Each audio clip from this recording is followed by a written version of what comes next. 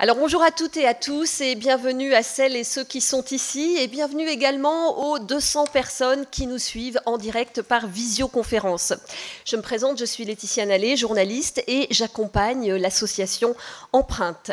Nous sommes ici à l'Assemblée nationale, réunis dans la salle Colbert pour vous présenter la clôture des Assises du deuil 2021, ayant pour thème le deuil au travail.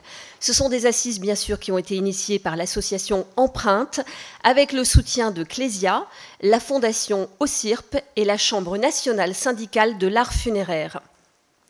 Empreinte, depuis 27 ans, accompagne le deuil, notamment avec une ligne d'écoute nationale référencée par Santé publique France. Et c'est en écoutant ces histoires de vie frappées par la mort que l'association Empreinte a décidé d'aller plus loin, de faire bouger les choses. Nathalie Hannet, vous êtes présidente d'Empreinte. Je vous laisse le mot d'accueil. Bonjour. Il y a un bouton. Ça y est, c'est bon. Bonjour Madame la députée qui est venue nous secourir. Les voilà, Madame Bobon. Mesdames et Messieurs les députés, Madame, Monsieur les conseillers, chers collègues, et bonjour à tous, chers amis, et un salut tout particulier aux bénévoles et aux salariés de l'association Empreinte. Nous sommes heureux de vous retrouver aujourd'hui pour ces deuxièmes assises du deuil au travail et clôturer les travaux que nous avons engagés depuis le mois de juin. Le deuil au travail, c'est un sujet qui nous concerne tous, salariés, employeurs, mais aussi tout un chacun dans notre vie individuelle et collective. Nous souhaitons donc vous remercier pour votre présence, ici ou à distance, et je nous souhaite d'agréables travaux. Merci Nathalie. Les premières assises du deuil ont eu lieu donc en 2019, c'était au Palais du Luxembourg. Leur but, c'était de faire un état des lieux du deuil en France, alerter sur ses enjeux sanitaires, économiques et sociaux, mobiliser aussi sur ses réalités, là où le deuil se vit, c'est-à-dire à l'école, à l'hôpital, à l'armée et au travail. Fruit de ces assises, Empreinte a présenté son premier livre blanc avec 10 propositions concrètes. Elles ont nourri dès février la loi votée en juin 2020 visant à améliorer l'accompagnement des familles après le décès d'un enfant, notamment en allongeant le congé de deuil. Cette loi, souvenez-vous-en, a été votée à l'unanimité après des débats et grâce à la consultation des associations et des partenaires sociaux. Madame Sereine Mauborgne, bonjour. Vous êtes députée du Var, infirmière de profession, et vous soutenez le travail d'Empreinte dans le cadre de ces nouvelles assises. Alors vous avez organisé un petit déjeuner de travail avec des députés et vous nous invitez aujourd'hui. Madame Sereine Mauborgne, vous avez été rapporteure de la proposition de loi concernant l'allongement du congé suite au décès d'un enfant. Et aujourd'hui, vous avez donc choisi de soutenir Empreinte dans sa démarche d'allonger le congé dans d'autres situations de deuil. Expliquez-nous pourquoi vous portez aujourd'hui le sujet du deuil au travail et que représentent pour vous ces assises? Merci infiniment. Donc effectivement, ces questions du deuil, quand on est infirmière depuis 30 ans cette année, sont un sujet évidemment prégnant puisque les infirmières ont cette grande chance finalement de rencontrer le deuil, les endeuillés, de les accompagner et de faire en sorte que finalement toute personne qui est confrontée un jour à un deuil puisse le vivre peut-être mieux, s'y préparer, et même après, pourquoi pas, en parler au travail avec les infirmières de santé au travail. Donc je pense que je me suis intéressée en tant que parlementaire à ces sujets-là, d'abord parce que c'est un sujet qui est assez tabou dans la société, qui mérite d'avoir des gens qui dépassent justement ce tabou et qui peuvent connaître la richesse que c'est d'être confronté au deuil.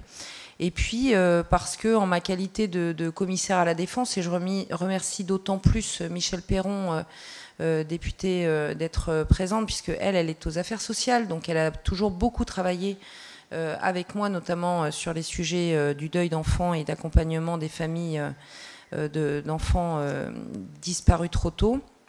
Donc, évidemment, je pense qu'en tant que commissaire à la défense, et je voudrais remercier dans notre assemblée le médecin-chef Andrew Etan qui accompagne les soldats qui sont confrontés au deuil, puisque évidemment, eux ont la double particularité d'y être confrontés pour donner la mort et pour être aussi confrontés au deuil dans leur entourage proche et ce qu'on appelle communément leurs frères d'armes, et qui constitue un sujet majeur pour la résilience de nos soldats et leur durabilité et leur fidélisation dans des métiers où ils sont extrêmement confrontés à la mort qu'ils donnent, à la mort qu'ils peuvent recevoir, ou en tout cas à laquelle ils sont confrontés. Donc voilà, donc c'était pour moi une manière d'accompagner un mouvement finalement parfois qui passe un peu sous les radars, alors que ce travail du quotidien que nous réalisons tous et chacun autour des endeuillés dans notre vie personnelle, mais aussi finalement apporter une forme de légitimation du sujet à travers ce travail que nous réalisons avec les ministères, que je remercie pour leur présence à nos côtés aujourd'hui, parce que évidemment qu'il faut avancer pas à pas pour que ces sujets deviennent des sujets finalement législatifs et légistiques. Merci Madame Boborn pour votre intervention. Effectivement, nous sommes ici réunis avec tous l'envie d'aboutir à des solutions concrètes. Donc après cette matinée d'ouverture des deuxièmes assises du deuil qui a eu lieu en juin dernier, eh bien, Empreinte a organisé 6 ateliers pour mieux cerner, définir les besoins. Nous vous expliquerons donc aujourd'hui comment se sont déroulés ces ateliers. Et parmi les mesures concrètes que nous allons vous dévoiler, eh bien, 10 nouvelles propositions qui sont réunies dans le 2e livre blanc. On en reparlera. Et elles sont complétées aussi par un outil innovant, un outil pratique, le guide Deuil au travail. Nathalie Hannet, alors vous êtes la toute nouvelle présidente d'Empreinte. Vous avez toujours exercé dans des organisations associatives ou publiques engagées au service des personnes les plus démunies. Vous êtes aujourd'hui encore au sein du gouvernement en charge d'une mission interministérielle pour favoriser l'attractivité des métiers du soin et de l'accompagnement. Pourquoi avez-vous rejoint Empreinte ? Alors j'ai observé de loin ou à distance, sans être engagée, l'évolution de l'association Empreinte. Partie d'une activité qui reposait essentiellement sur l'accompagnement et un accompagnement bénévole de personnes endeuillées, avec des groupes de parole, une ligne d'écoute. L'association, c'est aujourd'hui non seulement de l'aide que je viens de décrire, mais aussi de la formation, de l'information, de la recherche et de la mobilisation. J'ai pu mesurer, en suivant les travaux et cette croissance d'Empreinte, que le deuil était un vrai enjeu de société, et j'étais, comme peut-être pas ceux d'entre vous qui êtes là, mais d'autres juste avant, ignorante ou ne mesurant pas, ne pesant pas le poids que ça pouvait représenter et les enjeux qui y étaient associés. À titre personnel, on ne sait pas toujours comment réagir face à un deuil. Et on sait peut-être encore moins, et c'est encore peut-être plus compliqué quand on est en situation professionnelle ou pris au dépourvu, pas préparé. On ne sait comment traiter le deuil, comment accueillir la personne endeuillée, quelle information faire circuler dans l'entreprise. Bref, il y a un vrai enjeu. C'est pourquoi nous avons développer à partir de cet accompagnement des formations pour que des travailleurs sociaux, pour que des managers, des psychologues, des DRH puissent se former et être sensibilisés et être préparés à accompagner le deuil. C'est aussi pour mobiliser et pour informer que nous avons, vous l'avez rappelé Laetitia, organisé les premières assises du deuil en 2019. Ça a marqué le début de nos travaux, Marie, avec le ministère de la Santé. Et puis enfin, Empreinte a été consultée avec les autres associations, vous l'avez rappelé, dans le cadre de la préparation de la loi du 9 juin 2020. Et c'est à cette occasion que l'association a proposé son premier livre blanc avec ses 10 propositions, et que nous avons là entamé des travaux avec la DITP, donc la Direction interministérielle de la transformation publique, que je n'avale pas les mots. Alors pourquoi en juin dernier vous avez choisi de consacrer vos deuxièmes assises du deuil au travail ? Mais parce que le deuil en entreprise, et Marie Tournigan, notre déléguée générale, y reviendra longuement tout à l'heure, est un sujet extrêmement important. Un des enjeux majeurs avec toutes ces dimensions qui ne sont pas prises en compte de comment on accueille, je le disais, le salarié endeuillé, mais du coup, quelle articulation entre la vie professionnelle, la vie familiale, quels sont les risques psychosociaux, quels sont les sujets de santé au travail que ça ouvre.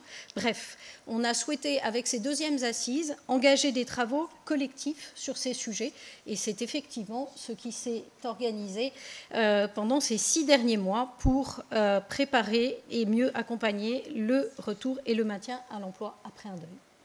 Merci Nathalie Hannet, vous êtes donc présidente d'Empreinte et c'est un bel engagement. Il y a un mot que vous allez entendre souvent, c'est le mot concret. Et oui, Empreinte a identifié les besoins quantitativement avec une étude Crédoc, mais aussi qualitativement en s'appuyant sur les témoignages reçus. Elle a mené, l'association donc a mené ensuite un travail d'analyse approfondi pour aboutir à des propositions concrètes. Et c'est ce que nous allons voir avec Marie Tournigan, donc déléguée générale de l'association Empreinte. Bonjour Marie. Hop, puisque votre micro marche bien. Voilà, ça y est. Il faut que j'éteigne celui de ma présidente. Ça ne se fait pas, mais je le fais. Oui, très bien. Bonjour à tous. Merci d'être là aujourd'hui. Juste, peut-être avant de commencer, il y a plusieurs députés qui nous font l'honneur d'être là. Peut-être, Madame Mauborgne, vous pouvez nous les présenter, parce que je vois Monsieur Bricou, c'est important. Oui, tout à fait, puisque c'est Guy Bricou qui est à l'origine du texte qui est finalement voté à l'unanimité par notre Assemblée nationale. Donc effectivement, Guy Bricou qui est député du Nord et qui donc avait proposé ce texte que nous avons refondé en profondeur. On accueille aussi Michel de Vaucouleurs qui est député, Michel, rappelle-moi de quel département ? Des Yvelines, et qui est très très mobilisé sur tous les sujets en commission des affaires sociales et particulièrement sur le deuil. Je dois dire que tu es d'une fidélité à tous les rendez-vous, quel qu'en soit d'ailleurs le spectre par lequel on l'aborde, mais en tout cas toujours très présente. Et puis Michel Perron et Anne Bruniera, donc une collègue du Rhône, qui a beaucoup d'expérience dans le monde RH au travail, qui nous accompagne aussi. Et je dirais qu'à travers nous, c'est vraiment, je dirais, presque une trentaine de députés qui sont mobilisés sur ce sujet, qui ne peuvent pas être là aujourd'hui, mais qui vraiment nous ont donné toute légitimité à dire qu'ils nous accompagnaient dans ce travail très concret. Merci Nathalie. Alors Marie Tournigan, donc je le disais, vous êtes déléguée générale de l'association depuis 6 ans déjà. Est-ce qu'on peut dire que tout est parti de là, de cette ligne d'écoute d'Empreinte qui est désormais référencée par Santé publique France, finalement du bout du fil où vous écoutez et vous soutenez les personnes endeuillées? Alors l'association, oui, a une ligne d'écoute téléphonique nationale. On a à peu près 3000 appels par an, pardon. Et parmi ceux et celles qu'on a accompagnés, il y a notamment Leïla. Leïla, c'était une chargée de mission qui a vécu le décès brutal de son mari. Et puis, elle est retournée 3 fois au travail. Et les 3 fois, quand elle est retournée au travail, ça s'est mal passé. Les 3 fois, brutalement, elle a dû quitter son emploi et se mettre en arrêt de travail. Et donc, ça a abouti à un licenciement, et ce n'est pas la seule qui a témoigné de ça. Donc, c'est en mettant bout à bout ces histoires de vie qu'on s'est dit qu'il fallait peut-être agir. Et c'est comme ça que vous avez choisi donc de mettre en lumière la thématique, le deuil au travail. Absolument, et ma présidente me dit qu'il faut que j'enlève mon bâillon pour parler. C'est une bonne idée. Voilà, donc le parcours, on vous l'avait montré au mois de juin dernier. Ce qu'on a fait, c'est comme on fait à chaque assise désormais, c'est les 2e assises. D'abord une enquête Crédoc pour objectiver les conséquences du deuil au travail. Ensuite, une matinale pour lancer le sujet avec des experts comme Marie-Frédérique Baquet, psychologue, ou Marc-Antoine Berthaud, que je salue en direct de Lausanne, qui travaille aussi sur un guide deuil au travail. Ensuite, on a mené 6 ateliers, on va les détailler. On a rédigé le livre blanc que vous avez aujourd'hui, un guide qui est en cours de finition, et on se retrouve aujourd'hui pour clôturer. Alors c'est un dispositif très impressionnant qui représente surtout beaucoup de travail. Est-ce que vous pouvez nous rappeler les chiffres clés donc, que l'étude Crédoc Empreinte CSNAF 2021 a révélé? Alors oui, il y en a beaucoup, on aime beaucoup les chiffres parce qu'en fait, on a l'intuition qu'il y a un sujet, on fait une étude quantitative et on confirme qu'il y a un sujet. Donc par exemple, un quart des actifs a été concerné au décès d'un collègue. Une personne sur 4 a perdu un collègue dans le cadre de son travail. Un actif sur 2 a été confronté au deuil au travail, ce qui est quand même majoritaire. Et puis un manager sur 3 a vécu le deuil d'un collaborateur dans son équipe.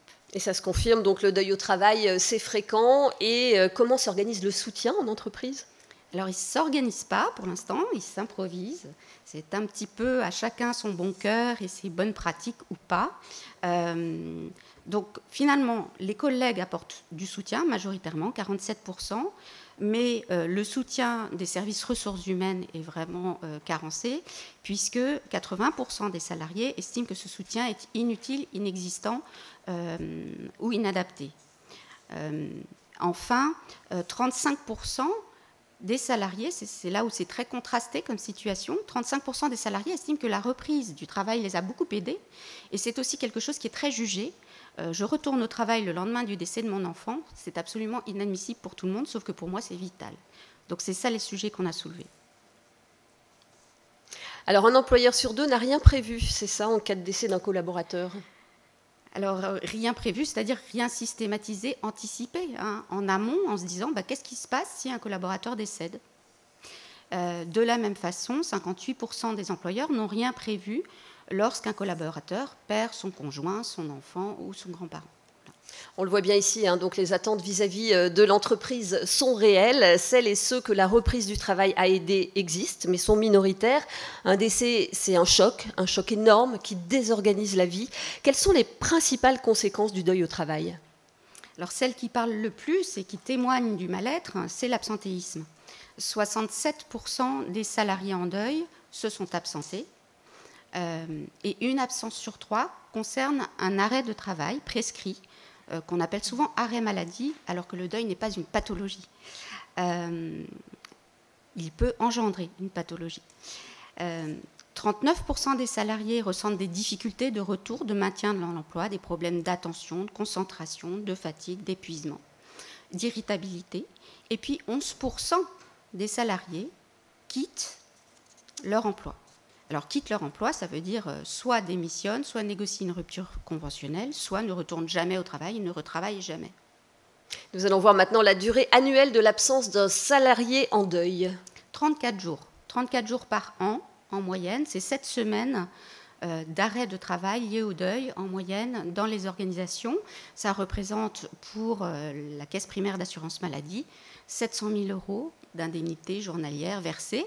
Donc, d'une part, ces arrêts de travail renvoient aux personnes le fait qu'elles vivent un deuil pathologique, ce qui est le cas que 5% à peu près des cas. Et d'autre part, il y a un coût majeur et peut-être qu'on pourrait faire autrement. Alors, c'est quoi votre hypothèse? Notre hypothèse, c'est que si le deuil était bien accompagné, bien pris en charge, si on demandait aux salariés ce qu'ils souhaitaient, tout simplement, peut-être qu'on éviterait la durée de ces arrêts de travail. Voilà donc pour l'étude Credoc qui met en avant et appuie ce qui se passe déjà sur cette ligne d'écoute Santé publique France sur laquelle effectivement les endeuillés témoignent. Alors, suite à cette matinale du 1er juin, vous avez donc organisé 6 ateliers, des ateliers animés par Pascaline de Broissia. Bonjour. Bonjour Nathalie. Alors Pascaline, vous êtes chargée... Vous êtes chargée de cette mission d'animer ces ateliers. Dites-nous un peu quels étaient les objectifs en fait, de ces ateliers. L'objectif de ces ateliers était, comme vous l'avez dit Laetitia, de construire sur du concret. Vraiment, on avait cette volonté d'avoir une approche très pragmatique. Donc, nous avons décidé de rassembler des profils différents, des actifs ayant traversé un deuil, bien sûr, mais pas seulement, tout l'écosystème de l'organisation, le manager, l'action sociale, la santé au travail, les acteurs des ressources humaines et les dirigeants. L'objectif, c'était d'identifier les besoins et les attentes de chacun des membres de l'écosystème, puis, une fois les besoins récoltés, de les hiérarchiser, ces propositions, et l'objectif, c'était de construire leur déploiement aussi. Alors, racontez-nous un peu maintenant la méthode de travail pour ces ateliers. Alors, on a construit cette démarche en la découpant en plusieurs étapes. Comme vous pouvez le voir, il y a eu 6 ateliers qui ont rassemblé 50 participants. À chaque fois, du côté de l'association Empreinte, il y avait 2 animateurs, une psychologue observatrice, un script, un analyste.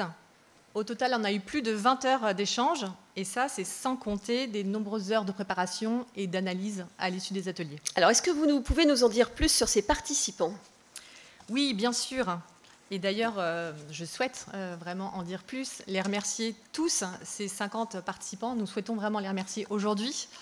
Certains sont dans la salle et on sait aussi qu'il y en a beaucoup qui sont connectés sur le Zoom aujourd'hui. Ils ont tous donné de leur temps, une demi-journée, parce qu'ils ont pu vivre des situations autour du deuil ils ont pu voir qu'il y avait un vrai sujet. Voilà, et vous pouvez voir sur l'écran, il y a eu de nombreux secteurs qui ont été représentés, à la fois le secteur public, le secteur privé, petites, moyennes entreprises, ainsi que des grands groupes dans l'industrie, les transports, les télécommunications, les médias, l'éducation, les banques, l'assurance, le conseil, la santé, le service social, et l'armée a aussi d'ailleurs été représentée. Et moi, je sais que ça n'a pas été si facile que ça d'organiser ces ateliers. Tout à fait. Ça n'a pas toujours été facile de mobiliser, mais on y est arrivé. Là, vous pouvez voir sur les photos, et vous pouvez voir même d'ailleurs des sourires sur ces photos, et avec une belle énergie. On a enclenché la démarche en faisant appel à participation lors de la matinale du 1er juin. Et pour compléter, nous avons été moteurs, c'est vrai, pour recruter les participants. Pour être transparent avec vous, de nombreux actifs en deuil se sont spontanément proposés. Les acteurs de la santé et les travailleurs sociaux se sont aussi beaucoup mobilisés avec enthousiasme. Et ça a été plus difficile de mobiliser les managers, les acteurs des ressources humaines et les dirigeants. Donc vraiment un grand merci à ceux qui étaient là avec nous. Et qu'est-ce que vous retenez de ces échanges ? Nous avons eu vraiment des échanges passionnants, notamment la frontière entre la vie pro, la vie perso, puisque le deuil, c'est un sujet qui touche à la fois l'intime et le social. Les participants aussi ont beaucoup parlé de la notion de durée, la durée du deuil, qui dure plusieurs mois. Voilà, souvent, la personne endeuillée, au début, elle peut être bien entourée dans son entourage professionnel. Puis, au bout d'un mois, de quelques semaines, on ne comprend pas qu'elle ne soit pas aussi opérationnelle qu'avant. Donc, ça mène à des injonctions contradictoires dans la durée qui peuvent être problématiques. Et donc, c'est lié à une vraie méconnaissance du sujet. Et c'est pourquoi les participants trouvaient qu'il y avait un vrai besoin de sensibiliser et d'informer sur ce processus de deuil. Voilà, aussi, on a beaucoup débattu, je pense à l'atelier 5, sur le cadre. Est-ce qu'il faut contraindre les organismes à répondre aux besoins listés ou alors les laisser libres? Et alors, qu'est-ce que vous avez pu constater? Ce que j'ai envie de vous dire, en tout cas, c'est qu'au début des ateliers, l'ambiance était particulière, avec quelques appréhensions. Le sujet, c'est clair, fait peur. Mais à l'issue de chaque atelier, les participants sont repartis avec la connaissance des enjeux, la conviction qu'il y a vraiment des choses à construire et la fierté d'avoir aussi contribué à cette démarche. Eh bien, merci Pascaline de Boissia, on a bien compris la richesse de ces ateliers. Alors je crois qu'on a quelques participants de ces ateliers qui sont dans la salle, si je ne me trompe pas. Est-ce que Madame Christelle Brunet est là? Je suis là. Oui, vous voilà. Eh bien, merci beaucoup d'être parmi nous. Vous travaillez à la direction des relations humaines et de la transformation à la CNAV et vous avez participé à un atelier. Alors, est-ce que vous pouvez me dire ce que votre participation a apporté à ces ateliers et qu'est-ce que ça peut changer ? Alors écoutez, moi je suis arrivée sur un des derniers ateliers, je pense un peu par hasard, orientée par mon DRH, et c'est vrai, je l'avais partagé d'ailleurs, j'étais un peu sceptique sur la démarche, et j'étais vraiment très étonnée du côté très documenté, très objectivé, de la qualité des échanges contradictoires.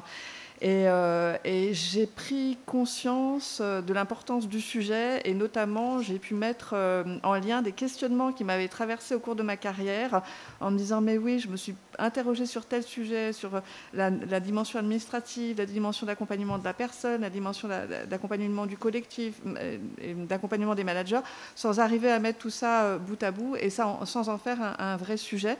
Et là, avec ces échanges qui parfois ont été assez animés, j'ai pris pleinement conscience que c'était un sujet et du coup je l'articule aussi ce sujet avec la politique qu'on peut avoir vers les salariés aidants où on est vraiment aujourd'hui dans cette bientraitance et du coup on ne peut pas se dire on soutient ces salariés-là et puis au moment où arrive un incident malheureusement qui peut être celui-là, on ne sait plus quoi faire, on est dans la maladresse et j'articule aussi ce sujet-là avec l'accompagnement de la culture managériale, où on demande aux managers d'être dans la bientraitance, d'être dans l'accompagnement des situations de handicap, des situations de toutes les singularités qui font la richesse de l'entreprise. Et cette question-là du deuil en entreprise, on est très en maladresse avec ce sujet. Donc pour moi, c'est devenu une vraie question que j'ai envie de travailler. Alors je ne sais pas encore comment, parce que je vais prendre effectivement connaissance de toute la matière qui a été produite. Je pense qu'on peut faire on fait déjà des choses, mais comme vous le disiez, Marie, il faut formaliser ce qu'on fait déjà. Et puis je pense qu'il y a des petites choses, pas forcément très chronophages, à mettre en place pour que le salarié se sente accompagné, accueilli dans cette situation particulière. Donc vous n'avez pas regretté en fait d'être allé participer à ces ateliers, c'est ce qu'on a compris. Hein. Alors à vos côtés, je pense que c'est monsieur Jean-Baptiste Fouquet. Bonjour monsieur. Tout à fait, bonjour. Merci d'être là. Vous êtes directeur adjoint de Préviséo Obsèques au sein du groupe Crédit Agricole Assurance. Donc même question qu'à madame Brunet, hein. Qu'est-ce que ça vous a apporté cette participation à ces ateliers? Qu'est-ce que ça peut changer? D'abord, si je suis venu, c'est parce qu'on on a été très personnellement confronté à cette situation avec le deuil d'une collègue. Donc il a fallu annoncer à toute une équipe, on est une trentaine dans l'entreprise. Donc ce sujet, on était particulièrement touchés et alors on a eu du recul par rapport à cette situation, ça datait un peu, mais dès qu'on m'a parlé de ce sujet, je me suis senti investi. Évidemment, on ne sait pas quoi faire dans ces cas-là. On est nous-mêmes touchés, donc c'est peut-être même plus simple d'être soi-même touché, c'est-à-dire qu'on n'est plus en vérité vis-à-vis du reste de l'équipe. Mais avoir des outils pour nous aider, pour nous porter, parce que c'est vraiment ça, on a besoin d'être porté, quel que soit notre niveau hiérarchique ou notre position dans l'entreprise. Et pouvoir faire partie de la construction de solutions était quelque chose qui m'attirait. Il y a vraiment des dimensions différentes pour chacun. C'est-à-dire que lorsqu'on est RH, on a cette position un peu transverse vis-à-vis de ces équipes. Lorsqu'on est hiérarchique par rapport à la personne, il faut pouvoir l'accompagner tout en essayant tout en gardant la distance, la bonne distance. Alors laquelle est-elle? Faut-il entrer dans sa vie personnelle? Faut-il garder une distance suffisante? Où est la limite aussi? Trouver la limite. Où est la limite? On ne la connaît pas. Si ça se trouve, elle dépend vraiment de la personne. Donc ça, ce sont des sujets que je voulais porter dans ces ateliers et qui m'ont fait venir. Mais monsieur Fouquet, merci aussi beaucoup pour votre retour d'expérience. Donc des ateliers pas si faciles à monter, mais très importants, puisqu'ils ont permis d'identifier les manques et les besoins sur le terrain. Et tout cela a abouti à des propositions qui sont regroupées dans le fameux livre blanc, Le deuil au travail. Alors Marie Tournigan, c'est à partir donc des témoignages et des fruits des ateliers que vous avez construit ce livre blanc. C'est un livre qui permet aux entreprises de ne plus improviser, le voilà l'outil, un des outils, mais d'anticiper. Est-ce que vous pouvez nous le présenter? Oui, peut-être juste avant, je suis désolée Laetitia, un tout petit mot, décidément je suis passage, mais un petit mot sur le dernier atelier dont on a pas parlé beaucoup, qui était en fait un petit déjeuner à l'Assemblée nationale, à l'invitation de Madame Mauborgne, où on a pu soumettre justement aux députés les différentes propositions de ce livre blanc, voir avec eux où était le curseur, qu'est-ce qu'ils en pensaient, de quoi ils pouvaient s'emparer. Donc voilà, un petit focus sur ce dernier atelier où Pascaline n'était pas. Et maintenant, ce livre blanc. Alors, ce livre blanc, la trame générale de ce livre blanc, c'est 10 propositions, 5 pour les politiques en entreprise et 5 pour les politiques publiques. Vous allez voir, certaines matchent les unes entre les autres, d'autres moins. 3 axes, anticiper, développer les connaissances et puis améliorer les pratiques. Alors, entrant dans le concret, vous préconisez la création d'un comité de deuil dans les entreprises. Pourquoi et quel sera son rôle ? Alors ça a été un sujet très discuté, effectivement, comment on l'appelle, ce truc-là, qu'est-ce que c'est qu'un comité deuil? Il nous semble qu'en tout cas, si au niveau de l'entreprise, il n'y a pas un collectif qui est en charge de s'occuper de ces situations-là, qui est repéré et identifié comme tel, alors rien ne se fera. Donc, si on ne contraint pas les organisations, les entreprises à avoir un comité deuil qui se charge de ces sujets-là, alors le sujet passera à la trappe. Et là, vous allez donc désigner le binôme d'intervention. Voilà, c'est une des tâches de ce comité deuil.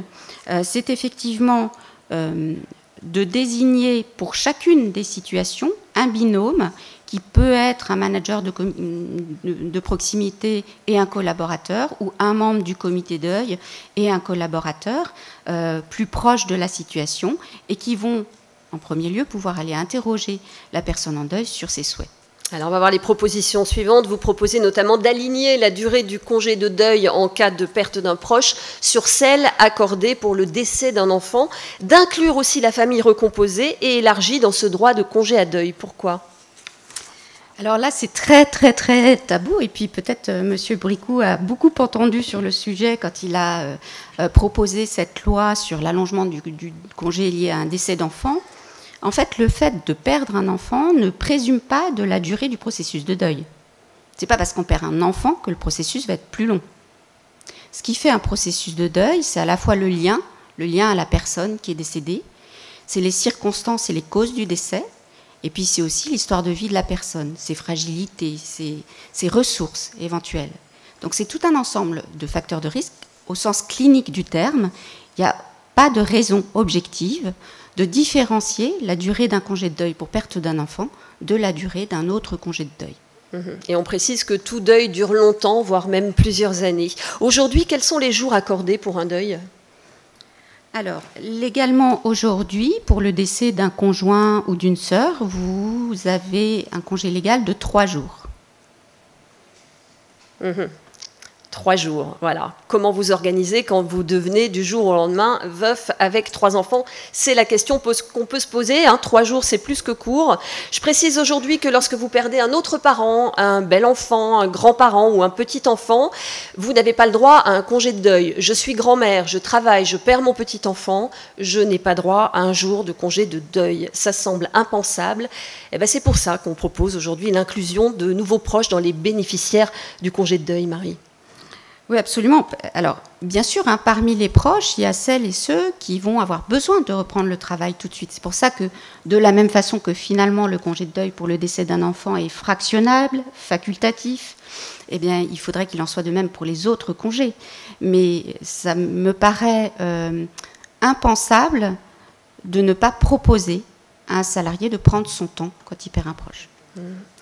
Marie, autre proposition que vous portez depuis 2019, c'est de former un référent deuil. Et pourquoi ça vous semble important ? Alors, j'entends des réactions peut-être à l'issue de... Est-ce que vous voulez intervenir maintenant ? Tout va bien ? Je voulais juste repréciser que Attendez, on vous laisse. Juste repréciser que l'enfant du conjoint est compris dans le deuil du parent, en fait. C'est-à-dire que si vous perdez l'enfant de votre compagnon, de votre compagne, de votre mari, de votre femme, vous êtes compris comme un parent. Donc vous avez droit aux 14 jours comme n'importe quel parent. C'était déjà dans le texte de loi initial qu'on avait mis au point avec Guy Bricou. En revanche, pour les petits-enfants, ça reste vrai. Pour les beaux-parents ? Ça fonctionne. Ok, donc voilà, nous on n'est pas juristes, on met sur la table. Voilà, c'est dommage parce que les juristes qui étaient avec nous au petit déjeuner n'est pas là pour répondre aux questions techniques sur le nombre de jours de congé. Actuel, voilà, puisque j'ai les éléments, lors du décès d'un conjoint, alors je ne parle pas des enfants puisque on vient de le traiter, mais lors du décès d'un conjoint, d'un concubin, d'un partenaire pacsé, du père, de la mère, du beau-père, de la belle-mère, d'un frère ou d'une sœur du salarié, à ce moment-là, dans le quantum des 3 jours. Voilà. Voilà, et donc effectivement, je n'avais pas relevé que dans la loi sur le congé de deuil, ça concernait aussi les beaux enfants. Des associations. Ouais, ça marche. Donc ça, c'est chouette. Alors, c'est chouette. Le référent deuil. Le référent deuil, c'est un peu notre marotte, c'est sûr, mais en gros, ce qu'on sait, c'est que les idées reçues et les attitudes sont heurtantes. C'était le cas en 2019, ça l'est encore aujourd'hui, les études Crédoc le montrent.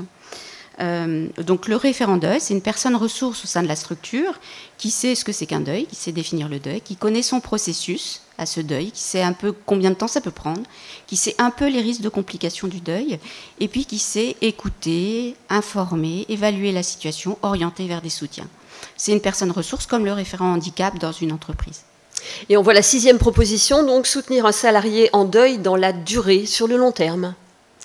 Alors ça nous semble très important, puisque si on connaît un petit peu, alors c'est très discuté, normatif, mais le processus, le cheminement du deuil, on sait que ça prend du temps, en tout cas ça c'est sûr, et que contrairement à ce qu'on pense, c'est pas forcément dans les premières semaines que c'est le plus difficile, c'est parfois 6 mois, 1 an après. Et donc si on ignore ça, on se trompe dans l'accompagnement des personnes en deuil. Donc on a structuré un accompagnement en 5 temps, comme un parcours finalement qu'on proposerait aux salariés en deuil. Au moment du décès, qu'est-ce qu'on lui propose? Au moment des obsèques, qu'est-ce qu'on lui demande? Au moment de son absence au travail, qu'est-ce qu'on lui propose? Lors de son retour au travail, est-ce qu'on fait quelque chose? Et puis ensuite, 1 an après, dans la durée, comment on revient vers lui pour savoir comment il va? Et ce référent deuil, vous suggérez de l'imposer aux entreprises? Alors c'est un petit peu ce que je pense, hein, c'est-à-dire que si on n'impose pas, il n'y en aura pas. Voilà, donc là-dessus, je pense que, messieurs, mesdames du ministère, des 2 ministères qui sont ici aujourd'hui, des solidarités, de la santé et du travail, vont donner leur mot là-dessus, et puis madame Mauborgne aussi. Mais il nous semble que, quelque part, contrainte, ça ne veut pas dire que ça marchera, mais c'est mieux que ne rien faire du tout. Voilà. Et pour améliorer les connaissances, là c'est la proposition 8, vous préconisez évidemment une campagne d'information. Voilà. Il y a des campagnes, un peu surtout en France, d'information, notamment sur les addictions, sur le cancer, sur la situation des aidants, dont on parle de plus en plus. Il nous semble qu'une campagne annuelle d'information sur le deuil serait une mesure de santé publique, justement, hein, pour informer sur tout ce que je disais tout à l'heure. Qu'est-ce que c'est qu'un deuil? Quelle est la temporalité du deuil? Quelles sont les attitudes aidantes ou heurtantes? C'est des choses qu'on pourrait tout à fait vulgariser. Et enfin, toujours dans le concret, vous proposez un outil innovant, c'est le guide deuil au travail, que je ne peux pas vous montrer parce qu'il n'est pas complètement terminé. Voilà, l'impossible, nul n'est tenu, et puis on garde un petit suspense là-dessus. On pense le sortir au moment du 1er mai, à la fête du travail, ce guide. On a encore un travail, en fait c'est un guide qui est rédigé, alors il faut que je reprenne mes notes parce que sinon je vais oublier de dire des choses là-dessus, non? Oui. Hein? Oui. C'est un guide. Il faut que j'aille où? Alors, page 12. Le travail, page 12. Ben, j'y suis, ça tombe bien. Alors, le guide, son objectif, c'est d'établir un cadre de référence. Alors, oui, non, oui, si, j'y vais. Oui, oui. D'établir un cadre de référence qui soit collectif, commun, national, pour anticiper la prise en charge des situations de deuil, pour garantir la continuité de l'activité aussi, au sein du service, comment ça se passe en l'absence du collaborateur ou quand un collaborateur décède, qui améliore le retour et le maintien dans l'emploi, et puis qui donne des repères dans une période où les émotions souvent prennent le dessus, et en accompagnant donc le collaborateur au moment du décès et dans la durée. Et donc, c'est un guide qui va surtout apporter des réponses concrètes, comme on va voir dans la slide suivante. Voilà, donc concrètement, on revient sur, par exemple, comment organiser au sein d'une entreprise un comité deuil ou un binôme d'intervention. Quel va être son boulot à ce comité deuil et à ce binôme, d'accompagner dans les 5 temps que je vous ai énoncés. Et puis, il est assorti aujourd'hui de 11 fiches repères très, très, très concrètes pour mieux accompagner le collaborateur en deuil. Ok, ben moi je veux bien un exemple, du coup. Alors, des exemples déjà de thèmes de ces fiches. On présente les enjeux du deuil au travail. C'est quoi le sujet? Pourquoi c'est compliqué, cette conciliation vie privée, vie pro? Ensuite, on liste ce qu'on a vu dans les ateliers, les pratiques qu'on peut recommander, et puis celles qu'il faut absolument éviter. On a une fiche sur mener un entretien de retour au travail. C'est quelque chose qu'on préconise, que systématiquement soit proposé, jamais imposé, mais un entretien au retour du collaborateur, constituer une boîte à outils, comment je fais pour informer sur les démarches, c'est des choses très concrètes. Et effectivement, dans l'étude Crédoc, on a vu que 53% des Français souhaiteraient qu'on leur propose un entretien de retour au travail. Donc il y a une demande lors d'un deuil de cet entretien. Donc comment on s'y prend? Eh bien, par exemple, lors de cet entretien, c'est important de permettre, d'autoriser la prise de parole sur les circonstances du décès, sur les émotions. Il faut rassurer sur l'organisation du travail, comment ça va se passer en l'absence du collaborateur. Il faut faire preuve d'empathie, et notamment pour clore l'entretien, même si on est très ému, ne pas se réfugier devant de la rigidité. Et puis, moi, je trouve que c'est vraiment un outil. Quand on dit que c'est un outil pratique, je vois ce qu'il y a écrit là sur le côté. Ne pas dire, par exemple, moi aussi j'ai vécu ça. J'avoue que face à une personne endeuillée, c'est ce que j'aurais envie de dire en premier. Donc, visiblement, il ne faut pas le dire. Donc, c'est important, effectivement, que vous nous donniez des astuces pratiques comme ça pour éviter des faux pas et éviter de heurter les personnes. Donc, dans ce guide du travail, ce sont des pistes, hein, bien sûr, mais pas des injonctions. Maintenant que nous avons exposé tout le travail qui a été mené par l'association Empreinte, merci Marie de nous avoir expliqué tout ça, et que vous avez connaissance des solutions proposées, eh bien, nous allons passer la parole à Monsieur Philippe Romac. Bonjour, Monsieur Romac. Monsieur Romac, vous êtes conseiller au cabinet d'Adrien Taquet, secrétaire d'État en charge de l'enfance et des familles, auprès du ministre des Solidarités et de la Santé, Olivier Véran. Alors, Monsieur Romac, vous vous êtes engagé sur cette thématique du deuil début 2020 et vous soutenez activement les actions d'Empreinte. Pourquoi et de quelle façon votre ministère appréhende-t-il les situations de deuil? Que pensez-vous des propositions avancées par Empreinte? Et enfin, quelles sont pour vous les perspectives politiques envisageables? Bien, merci de votre invitation.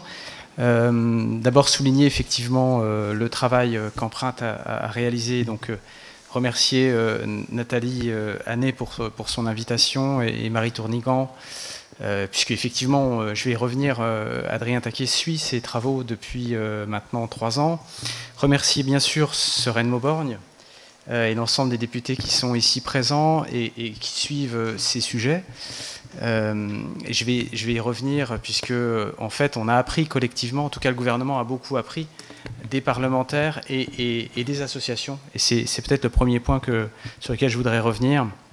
Parce qu'en faisant un petit pas de côté ou un pas un peu en arrière, dire qu'il y a 2 ans, quasiment jour pour jour, puisque c'est à partir du 30 janvier à l'Assemblée, que Guy Bricout, effectivement ici présent, donc présentait sa proposition de loi qui prévoyait l'allongement du congé en cas de deuil d'un enfant. Et on sait effectivement que dans le travail qui avait été mené par Guy Bricout, il y avait un lien effectivement avec les associations. On se souvient de ce qui s'est dit et discuté dans l'enceinte de l'Assemblée, et surtout derrière, le gouvernement a été effectivement fortement interpellé donc par les parlementaires et par les associations, et ça c'est vraiment un point de méthode sur lequel je voudrais insister, puisqu'on vient d'évoquer à l'instant, et je vais y revenir, des propositions intéressantes bien sûr sur cette notion de référent, sur la question d'élargir le congé actuel, et donc sur la question de légiférer. Moi je retiens, mais je pense que chacun ici en est d'accord, sur le fait que légiférer c'est une œuvre collective. Et là on a effectivement réuni il y a 2 ans, donc en janvier, février, jusque début mars, puisque c'est le 2 mars, je crois que la proposition de loi a été votée d'abord au Sénat, et puis ensuite on est revenu à l'Assemblée nationale au 26 mai. Je parle de 2020, pour souvenir, vers le 16 mars, il y avait un confinement. C'est dire en fait que pendant cette période-là, et malgré ce qui nous est arrivé quand même, qui était assez terrible, ce sujet a été pris à bras-le-corps collectivement par l'ensemble des parties prenantes. Je voudrais remercier quelques associations, je ne vais pas toutes les citer, mais je pense à Eva pour la vie, Le Sourire de Lucie, et dont Marina, Léa, France Victime, Apprivoiser l'absence, Naître et vivre, Spama, Grandir sans cancer, autant d'associations qui se sont mises autour de la table avec nous et qui sont venues vraiment nous interpeller vivement avec beaucoup de dignité sur ce qu'elles avaient vécu et sur ce qu'elles étaient capables de porter comme message, je dirais, universel.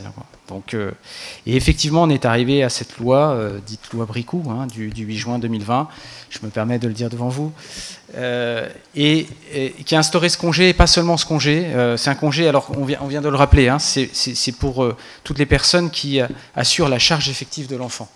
Hein. Donc c'est important, effectivement, ça dépasse un peu la notion de parents, ça a été rappelé à l'instant par Sœren Mauborgne. Donc il y a une période qui est à la charge de l'employeur de 7 jours et puis une période qui est couverte par la Sécu de 8 jours, ce qui fait un congé de 15 jours.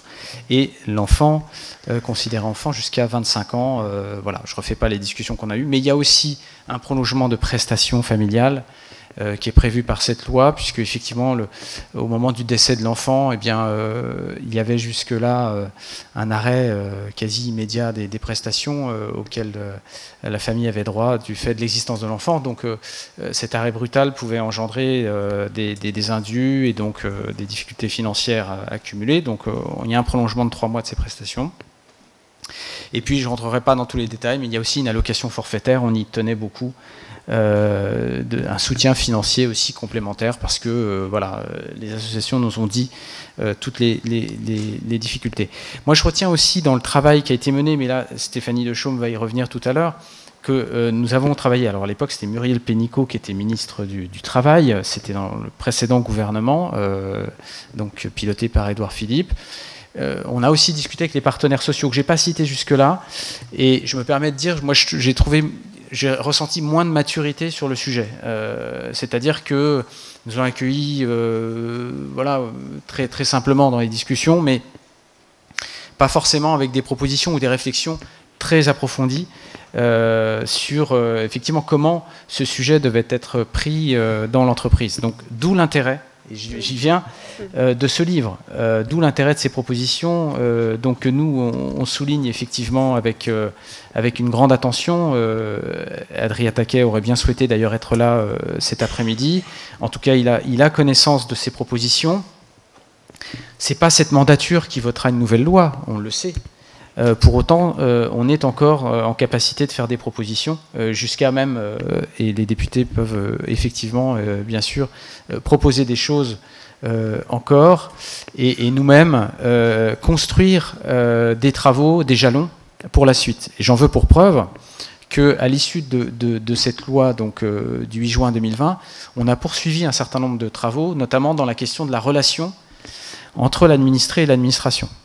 Toutes les difficultés effectivement auxquelles sont confrontées les personnes qui doivent déclarer X fois des choses, qui ont, pour une famille d'ailleurs, la difficulté d'avoir un enfant qui est complètement effacé dans les démarches administratives, ou dont l'administration peut maladroitement avoir nié l'existence, ou dont l'administration peut au contraire laisser penser que l'enfant est encore vivant. Enfin voilà, toutes les difficultés auxquelles des familles sont quotidiennement confrontées. Donc on a lancé un travail, Adrien Taquet et Amélie de Montchalin avaient missionné la DITP, Délégation interministérielle à la transformation publique, sur ces points-là, avec un rapport qui nous a été rendu au mois de mai 2021 et sur lequel effectivement nous continuons à travailler, avec notamment la question de répondre, d'essayer de répondre à un endroit unique, une forme de guichet unique, en positionnant notamment les CAF et les MSA comme étant un interlocuteur qui a tout le panel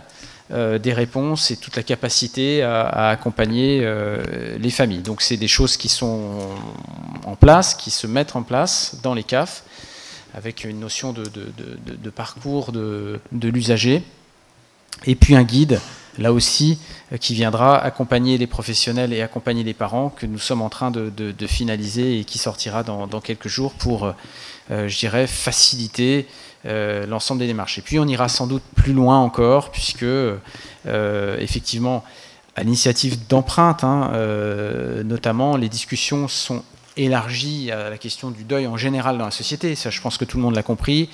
Et qu'effectivement donc se pose la question globalement des démarches que l'on fait dans ce cas de figure, et la difficulté que l'administré peut avoir face à l'administration. Donc il y a des choses qui sont encore en cours de travail là-dessus. Voilà, donc Sur cette question du deuil en entreprise, évidemment, Stéphanie Dechaume sera plus experte que moi. C'est le monde du travail et effectivement plus le sien que le mien. Mais en tout cas, nous y sommes très attentifs, puisque forcément, la personne qui vit ce deuil le vit au sein de sa famille, le vit au sein de son entreprise, le vit au sein du milieu social dans lequel elle évolue quotidiennement. Donc, il paraît nécessaire d'améliorer effectivement les choses et de mieux les prendre en compte aussi en entreprise. Voilà, et je pense que les propositions qui sont faites, y compris législatives, sont intéressantes à être examinées dans les prochaines semaines et dans les prochains mois pour nos successeurs. Merci Monsieur Philippe Romac pour votre présence ici et merci aussi pour votre présence auprès d'Empreinte et des autres associations. Nous passons maintenant la parole à Madame Stéphanie Dechaume. Bonjour Madame. Bonjour. Alors, rebonjour, puisqu'on fait déjà entendu, hein, vous êtes conseillère spéciale au cabinet de monsieur Laurent Pietraszewski, secrétaire d'État chargé des retraites et de la santé au travail, auprès de la ministre du Travail, de l'Emploi et de l'Insertion, Elisabeth Borne. Alors, évidemment, nous sommes très heureux de pouvoir vous entendre sur ces travaux que nous vous avons présentés. Dites-nous quel accueil vous en faites, quels sont les besoins que vous identifiez sur le terrain, quelles mesures concrètes proposées vous semblent pertinentes, et puis comment vous pouvez contribuer à les intégrer aux priorités de la santé au travail. Bonjour Madame la députée, bonjour Mesdames et Messieurs les députés, Madame la Présidente, Mesdames et Messieurs. Donc, tout d'abord, je souhaite vraiment vous remercier pour votre invitation aujourd'hui à cette séance de clôture de ce cycle dense, hein, on l'a vu, de travail sur comment aborder le deuil en entreprise. Ces remerciements, bien sûr, sont ceux aussi de Laurent Pietraszewski, qui suit avec intérêt votre démarche avec le secrétariat d'État sur la famille. Alors pour nous, si vous voulez, le sujet du deuil en entreprise est un sujet qui est forcément complexe, qui est, comme ça vient d'être dit par plusieurs témoignages, qui a peu été jusqu'à présent investi, hein, même si il correspond à une réalité où la plupart des entreprises, que ce soit le manager, que ce soit le collègue, que ce soit le DRH ou l'employeur, l'a connu, la connaîtra et plusieurs fois même dans sa vie professionnelle. Donc il est particulièrement important qu'on puisse construire un mécanisme qui accompagne et qui aide l'entreprise dans toutes ses formes à développer cette modalité, je vais dire, du vivre ensemble et de l'accompagnement de la personne qui revient dans le monde du travail après cet épisode particulièrement dramatique. Alors tout d'abord, peut-être... Est-ce que vous entendez bien ou pas? Oui, ça va. Ok, super. Ah oui, c'est vrai. Ouais. J'ai l'habitude en fait de parler avec un masque. Ah voilà, super. Mais c'est peut-être mieux. Alors tout d'abord, je voudrais rappeler donc quand même les apports de la loi du 8 juin, hein, de la loi dite Guy Bricout, qui nous a quittés il y a quelques instants. Sur l'axe plus précisément relatif au champ vraiment lié à l'entreprise, au monde du travail, avec l'extension du nombre de jours, avec un conglomérat entre un congé décès, un congé deuil qui permet d'aller pour des enfants en tant que tels ou enfants en prise en charge, hein, donc, qui va jusqu'à 15 jours. La possibilité élargie également du don de jours entre collègues, qui a une poursuite du dispositif qui existait jusqu'à présent pour les enfants malades. Aussi une protection qui est offerte par la loi en termes d'impossibilité, de rupture de contrat de travail dans le moment où on revient en emploi, hein, qui dure sur un certain nombre de semaines. Et enfin, le bénéfice d'indemnité journalière sans délai de carence. Mon collègue a précisé d'autres mesures qui relèvent plus de son genre. Bien évidemment, ces dispositifs, ils sont, je vais dire, administratifs, c'est-à-dire qu'ils ne peuvent pas combler, bien sûr, la situation complète, la douleur des parents, mais ils ont pour objectif d'apporter une forme de contribution à faciliter la période aiguë de deuil de l'enfant et l'organisation un peu plus concrète, peut-être aussi, de cette vie qui doit continuer d'une certaine forme dans une période de souffrance extrême.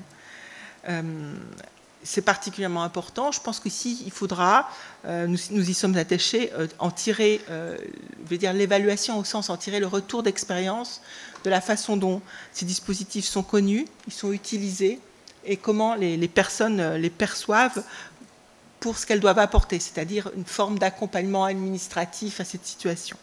Je suis certaine que votre association sera particulièrement sensible à essayer de montrer justement tous ces apports.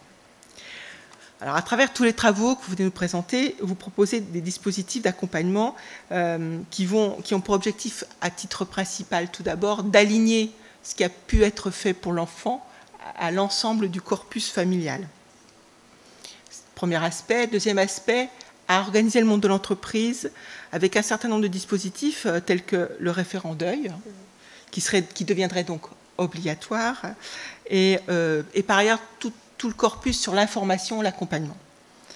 Alors bien évidemment, tout ce qui concerne les prestations supplémentaires, tout ce qui concerne les obligations, bon, c'est des dispositifs d'ordre législatif, il y a des propositions qui sont en cours de réflexion, le temps n'est peut-être pas le moment exact aujourd'hui, mais il y a quelque chose qui va être travaillé, qui ne m'appartient pas nécessairement à moi de commenter ou de porter en tant que tel, mais on voit bien qu'il y a une logique à une extension, une réflexion plus large. Par contre, là c'est mon rôle auprès de Laurent Pietraszewski, c'est de dire l'importance qu'il y a véritablement d'intégrer dans le monde du travail ces situations de deuil, où, comme vous venez tous vos témoignages l'ont montré, aujourd'hui, voilà, il y a des choses, il y a un manquant. Il y a un manquant au sens, un manque de perception, d'intégration dans le vécu collectif de l'entreprise. Bien évidemment, le deuil nécessite un cheminement qui n'est pas naturellement adapté au cadre professionnel, c'est clair. Le retour de la personne en deuil, il doit être, alors je le dis avec mes mots, mais je l'ai entendu avec des mots de chacun, il doit être accompagné avec sensibilité, mais sans intrusion. Et c'est de trouver cet équilibre. Par ailleurs, ça je souhaite le souligner, le milieu professionnel, il peut aussi également être un lieu de soutien pour traverser l'épreuve.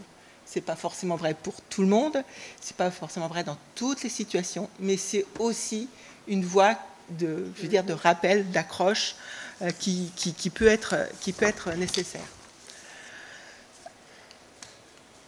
Je pense qu'on peut le dire, d'ailleurs en préparant, j'ai pu échanger sur mon parcours personnel, sur le parcours personnel d'autres collègues, quel que soit leur positionnement dans leur parcours, que ce soit l'employeur, le manager, mais aussi les collègues, tout le monde se sent démuni face à une situation où un salarié est en deuil, ou alors lorsqu'un collaborateur décède. Donc c'est pour ça qu'il est particulièrement important qu'on sache porter, c'est votre travail, et c'est vraiment tout à votre, à votre honneur, tout l'investissement que vous portez, de pouvoir amener cette démarche au travail avec des outils de sensibilisation bien construits, bien posés, qui sont aussi la résultante de toute votre expérience et tout votre partage collectif, pour accompagner le monde de l'entreprise, pour faire face à ces situations au service de la personne en deuil. Alors, vous l'avez dit, les partenaires sociaux n'ont peut-être pas été complètement sensibilisés. Aujourd'hui, pour nous, il est important, à travers notamment tout votre témoignage, tout votre investissement, de pouvoir, dans une logique de travail sur la santé au travail, de travail sur les conditions de travail, sur le collectif dans le monde du travail, de pouvoir les emporter dans cette démarche-là. C'est aussi le rôle du secrétariat d'État à la santé au travail et au sein du ministère du Travail que de porter ces éléments dans leur écosystème avec un partage et une prise de conscience. Et c'est là-dessus qu'on pense pouvoir et devoir s'employer en lien avec vous, donc à créer cet échange, ce contact, pour pouvoir donc mettre ces sujets-là au cœur de ce qu'est le monde de l'entreprise, avec ses fragilités, mais aussi ses forces par rapport à essayer d'aider à ce retour dans une vie normale après cette situation de deuil particulièrement compliquée. Donc c'est pour ça qu'on vous propose d'avancer par rapport à ça, à travers donc notre petit écosystème. Voilà, on doit aussi apprendre à se connaître. Et en tout cas, je vous remercie vraiment profondément de votre engagement et de votre dynamisme au service de ces situations particulièrement dramatiques. Merci. Merci beaucoup, Madame Deschaumes, pour votre intervention et surtout pour les perspectives annoncées. On va remercier évidemment tous les intervenants pour la richesse de vos interventions. Et puis, je vous propose maintenant un temps de questions-réponses. Voilà, si vous avez des questions, n'hésitez pas. Profitez-en. Vous avez plusieurs intervenants à disposition qui peuvent vous amener des réponses précises. Y a-t-il des questions dans la salle? Pas pour l'instant. Il faut laisser infuser. Si, une petite question. Peut-être vous rapprocher du micro qui est juste là. S'il vous plaît. Bonjour. Bonjour, merci. Vous avez beaucoup parlé éventuellement parfois d'actions à poser concrètement en entreprise pour accompagner au mieux le salarié en deuil. Mais qu'est-ce que vous proposez, par exemple, pour une personne qui ne souhaiterait pas être accompagnée, qui souhaiterait taire éventuellement cette situation? D'accord. Donc, qu'est-ce que vous proposez qu'est-ce que vous proposez pour les personnes qui ne veulent pas être accompagnées? Parce que, ok, c'est bien de dire le travail va nous accompagner, mais il y en a peut-être qui ne le souhaitent pas du tout. Marie, c'est vous qui répondez? Merci pour cette question qui est la bonne question. Hein. De la même façon que le retour au travail peut faire du bien, on peut avoir envie de ne pas en parler au travail. Et donc, pour nous, et c'est dans le guide tel qu'on l'a rédigé, la seule solution, c'est de poser la question à la personne. Souhaite-t-elle ou pas avoir un accompagnement? Si oui, lequel? Avoir un soutien? Qu'on en informe ses collègues ou pas? Et c'est simplement ça la démarche de modéliser l'intervention, c'est de se dire que systématiquement, on posera la question de savoir ce qu'elle souhaite, cette personne. Une autre question, vous avez un micro, je vais être juste derrière vous. Moi, ce n'est pas une question, c'est pour rebondir. Ah, très bien. Pour avoir été dans le cas de... Moi, je vais me fondre dans mon travail pour oublier, évidemment, mais pour faire autre chose et pour ne pas tourner en rond. J'aurais aimé que dans mon entreprise, on m'écoute. Parce que je suis une personne, pour les personnes qui me connaissent, qui est assez... Exactement. Volubile. Volubile, c'est vraiment l'adjectif auquel je pensais. Merci, ça, on se connaît bien. Et j'aurais bien aimé, c'était donc dans les années 80, dans la deuxième partie des années 80, il y avait moins de prise de conscience. C'était toujours tabou, le deuil. C'est encore tabou surtout dans le monde de l'entreprise. Alors moi, j'étais dans une PME qui était structurée au niveau RH. D'ailleurs, la RH, c'était moi. Enfin, voilà. Donc, j'avais mes collègues, mais mes collègues ne savaient pas comment s'y prendre. Et c'était aussi, je l'ai entendu dire tout à l'heure par monsieur, une affaire de personne aussi. Mais j'aurais aimé que la direction me donne la parole et m'écoute. Voilà, parce que c'est vrai que même si on dit je vais m'en sortir, je vais essayer de m'en sortir toute seule, je mets hors champ la famille parce qu'elle est bien présente autour, évidemment, mais le monde de l'entreprise, c'est vrai que on a besoin d'écoute, même si on veut jouer la grande, parce qu'à l'époque j'avais une vingtaine d'années, donc voilà, je me dis je vais m'en sortir toute seule. Et je voulais rajouter une chose pour la durée du deuil. Alors, on devrait inventer autre chose pour le continuum, parce que moi, c'est arrivé en 1987, donc ça fait des années-lumière, on va dire ça comme ça.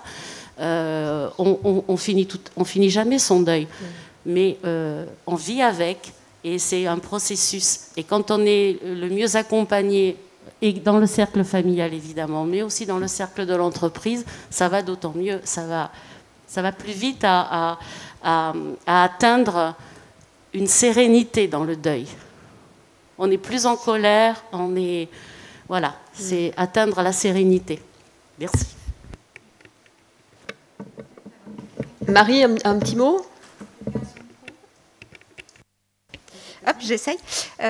Oui, absolument. Alors, juste sur la durée du deuil, c'est le premier truc qu'il faudrait dire dans notre campagne nationale d'information, c'est qu'on ne fait pas son deuil. Voilà, c'est quelque chose qu'on ne fait pas, on vit avec, on cicatrise, on le porte, mais ce n'est pas quelque chose qu'on fait, donc c'est jamais derrière soi. Alors c'est sûr que cette notion de durée du deuil est un petit peu compliquée à manier, mais néanmoins sa temporalité, sa chronologie sont des réalités qu'on ne peut pas nier et dont il faut tenir compte, je pense. Il y a juste une petite question sur Zoom apparemment, après je vous donne, mais d'une TPE qui se demande comment on fait quand les ressources humaines sont limitées déjà dans une petite structure. Eh bien, l'idée, c'est d'avoir des référents deuil en inter-entreprise ou des comités deuil en inter-entreprise, des binômes d'intervention en inter-entreprise. On a déjà fait des interventions grâce à un de nos partenaires, Clésia, qui est là aujourd'hui, en région, auprès d'entreprises vraiment de tailles très diverses. Je pense à des petites entreprises de transport, par exemple, où vraiment soit le dirigeant, soit le DRH était tout seul aux prises avec les situations. Et c'était vraiment dans le temps collectif inter-entreprise qu'on proposait qui trouvait des réponses et un soutien. Donc je pense que c'est ça qu'il faut structurer. Et, Stéphanie voulait la parole. Oui, merci beaucoup. Oui, je pense que c'est quelque chose de très important, la petite entreprise. On ne peut pas travailler le sujet de la même façon quand on est dans une très très grosse entreprise où il y a une direction des ressources humaines très dense, très structurée, qui peut avoir procéduré plein de choses, et dans la toute petite entreprise. Par ailleurs, de la même façon, les relations professionnelles, elles s'organisent différemment entre la petite et la grande entreprise. Donc, 2 points à dire. Le premier, c'est que, par exemple, le guide que vous faites, je pense que c'est vraiment, il répond réellement à un vrai besoin, et il faut qu'il soit particulièrement connu, avec un côté, finalement, je suis face à cette situation-là et je sais aller chercher une information simple, moi, employeur, moi, manager, moi, collègue aussi. Je pense que voilà, tout le monde a quelque part un peu son rôle pour savoir quelles sont les choses qui peuvent être faites, quelles sont aussi les petites maladresses qu'il vaut mieux éviter, ou comment on peut cheminer justement pour valider ou invalider des positionnements, une façon de traiter les choses. C'est le premier point. Le deuxième, c'est qu'aujourd'hui, donc chaque entreprise qui a des salariés adhère à un service de santé au travail, un service de prévention et de santé au travail, et qui peut aussi être un lieu, si l'entreprise se sent en difficulté ou si elle se rend compte qu'en fait, c'est quand même assez compliqué d'avoir ce relais d'accompagnement dans une logique de prévention par rapport à une situation de collectif, ou pour une prise en charge d'une personne individuelle qui serait en difficulté, que ce soit la personne elle-même en deuil ou dans l'entourage, les choses peuvent être plus complexes. Alors, je crois qu'il y a encore une question. Il y en avait une là et une là-bas. Alors, allons-y, madame. Oui, merci bien. C'est acrobatique, de s'approcher du micro. Non, au risque d'être peut-être juste à côté, je m'interrogeais juste par rapport à l'étude que vous avez menée, donc guide du travail. Est-ce que c'est posé la question de l'accompagnement, notamment Pôle emploi, etc., pour les personnes qui sont en recherche d'emploi, qui ne sont pas encore effectivement, voilà, pour qui il peut y avoir une temporalité assez aussi rythmée, contrainte, etc. C'est absolument pas hors sujet, Marie-Hélène, c'est en plein dans le sujet. On a essayé de travailler là-dessus. On a essayé de travailler avec Pôle emploi. Le nombre de demandeurs d'emploi qui, justement, ont perdu leur emploi ou sont en reconversion parce que le sens de leur existence a changé et qu'ils veulent se réorienter, c'est colossal. Simplement, de la même façon, on a besoin de partenaires sociaux, on a besoin de relais institutionnels pour mettre autour de la table ces acteurs-là. Je pense aussi aux pré-retraités ou aux retraités qui, de la même façon, quand on perd son conjoint au début de la retraite, son conjoint ou qui que ce soit, c'est quelque chose d'extrêmement fragilisant. Donc je pense que voilà, c'est effectivement un sujet. Ah, c'est l'heure du vote, d'accord. Je crois qu'on avait encore... Alors au revoir, un bon vote, et merci pour votre intervention. Merci d'être venu. Alors on avait encore une question, madame. En complément, juste aussi une question, c'est quand on a rapprochez-vous du micro un petit peu. On a été en deuil, on quitte l'entreprise pour des raisons XY. Ça fait une partie dans le CV quand on est veuve jeune ou veuf jeune. Ça fait peut-être un trou dans le CV, quelque chose. Et quand on est cadre sup ou autre, la justification à donner lors de l'entretien suivant n'est pas obligatoirement facile. Ça peut poser des questionnements auxquels on n'a pas obligatoirement envie de répondre. Et par rapport à ça, est-ce qu'il y a une possibilité de transmettre quelque chose aux entreprises en amont aussi? Parce que voilà, c'est pas celle au moment où il y a eu le problème, enfin, ou le deuil, voilà, on peut l'appeler comme on veut. Mais voilà, ça existe aussi et c'est une problématique qui revient tant du côté manager que du côté salarié. Merci Sophie pour cette question piège. Je vous propose de nous dire ce que vous auriez souhaité et comment vous auriez souhaité qu'on vous en parle à ce moment-là, parce que c'est vous qui savez mieux que nous, je pense. Bonne question, merci beaucoup. Non, je pense qu'effectivement, quand vous parliez d'une communication qui devait être faite au niveau national, comme si c'était effectivement un besoin, ça ferait partie de ça, parce qu'à ce moment-là, ça serait quelque chose qui serait une évidence, ça fait partie de la vie, on le sait, mais on n'aurait pas à le justifier. Ça serait plus du non-dit, ça serait quelque chose qui serait compris, qui serait connu, et voilà, on passerait à autre chose, et puis on pourrait effectivement... Donc je pense que c'est à ce moment-là où il peut y avoir un mot-clé, en disant, on est en deuil, on a perdu son mari, ses enfants, et parfois un combo de l'ensemble, et c'est pas pour ça qu'on ne peut pas travailler, c'est pas pour ça qu'on n'est pas salarié, c'est pas pour ça qu'on ne peut pas être manager. Et il y a même des professions où on a des contrôles psychologiques spéciaux à cause de ça.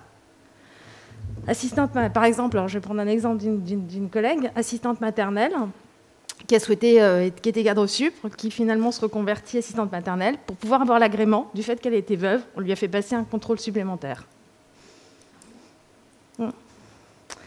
Avec un psychologue pour vérifier que ça fonctionnait bien. Eh ben, donc voilà. Voilà, exactement. Vous allez rajouter des pièces à votre dossier. Et comme quoi, on est tous réunis pour réfléchir ensemble et avancer ensemble.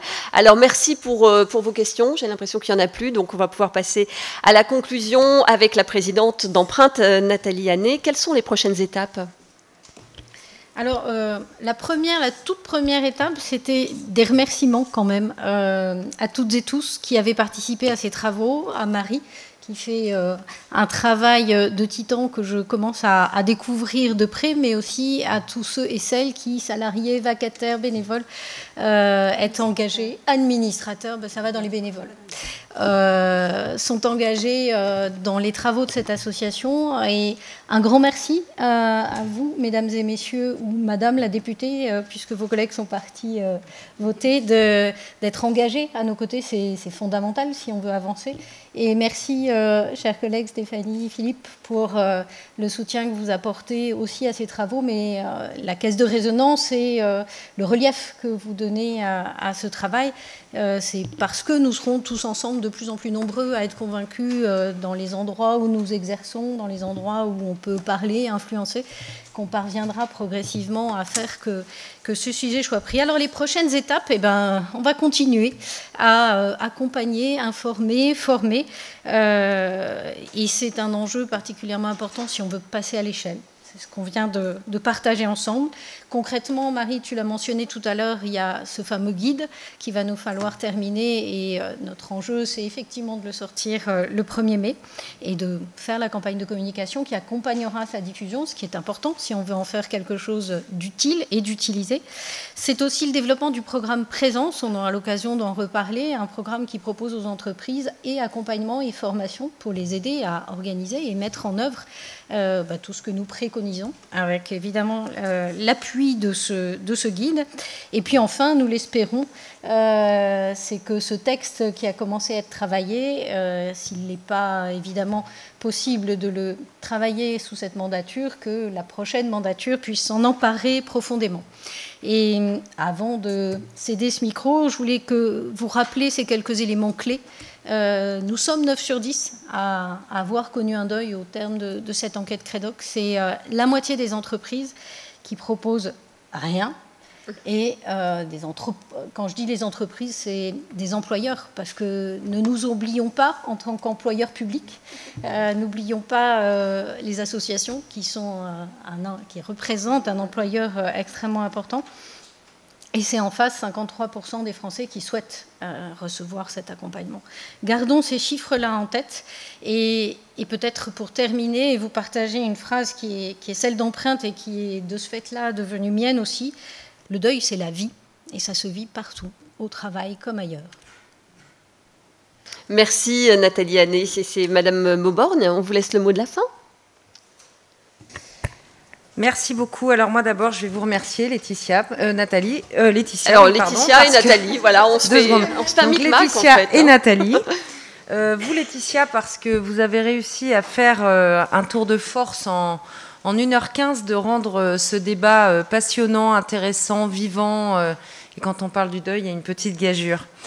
Ensuite, je voudrais remercier évidemment les collaborateurs des ministres qui nous ont ouvert les bras vraiment avec beaucoup d'entrain dès qu'on a abordé cette question de déposer ou pas une PPL sur la question du deuil. Alors moi, j'ai envie de vous dire qu'on a besoin de votre aide aussi parce qu'il n'y a pas de raison qu'on ne reçoive des mails que des fanatiques de la cause animale, des anti-glyphosates, des menaces. En ce moment, c'est très à la mode.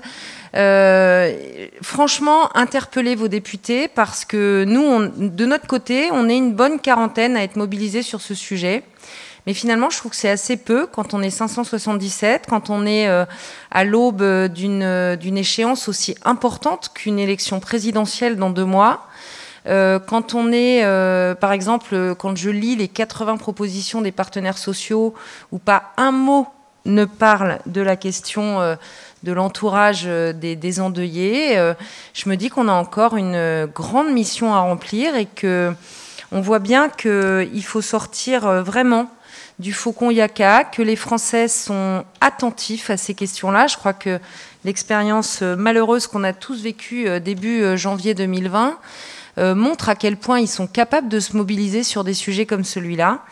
Et finalement, là où je trouve l'idée du comité de deuil dans une entreprise très intéressante, c'est que précisément, ça permettrait peut-être à des gens de s'investir dans leur entreprise différemment, de réunir des partenaires sociaux plus traditionnels et en même temps d'appuyer la mission des DRH, comme vous disiez, qui était assez transverse. Donc finalement, on se dit qu'il y a encore plein de choses à faire. Il y a à faire infuser le sujet, bien évidemment, avec des enjeux aussi importants dans les semaines qui viennent. Mais voilà, donc nous, on est prêts de notre côté. Je pense même que symboliquement, pour accompagner ce travail du 1er mai, on va déposer cette PPL, même si vous aurez bien compris que ce n'est qu'une demi-mesure, puisqu'en réalité, c'est un signal fort qu'on envoie, mais qui n'aura absolument pas le temps d'être étudié à l'Assemblée nationale. Et c'est en cela que moi, je trouvais très, très important de vous avoir aujourd'hui à l'Assemblée nationale pour dire à quel point c'est un sujet mobilisateur, mais que finalement, c'est un enjeu du futur proche. Voilà, donc en tout cas, très heureuse d'avoir pu partager ce point de vue très féminin. Donc s'il était... c'est vrai.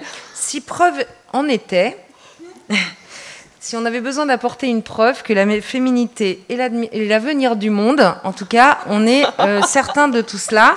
Et je dois dire que Philippe Romac représente Adrien Taquet, qui, comme notre patron à tous, c'est un mec extrêmement utile aux femmes. Voilà. Bravo. Bonne soirée, merci beaucoup. Bravo. Merci Madame la députée, merci de nous avoir invités aujourd'hui. Merci à toute l'équipe d'Empreinte de s'être emparée de ce sujet. Merci Monsieur Philippe Romac, merci Madame Stéphanie Deschaumes pour vos interventions, votre soutien. Merci aux partenaires de ces assises, donc Clésia, la Fondation OSIRP et la Chambre syndicale nationale de l'art funéraire. Et merci à tous et à toutes pour votre attention. Je précise que vous pourrez revoir cette clôture des assises en replay sur le site d'Empreinte, une captation qui a été réalisée par Jean-Julien Solic, que nous remercions chaleureusement. Très bonne fin de journée à tous.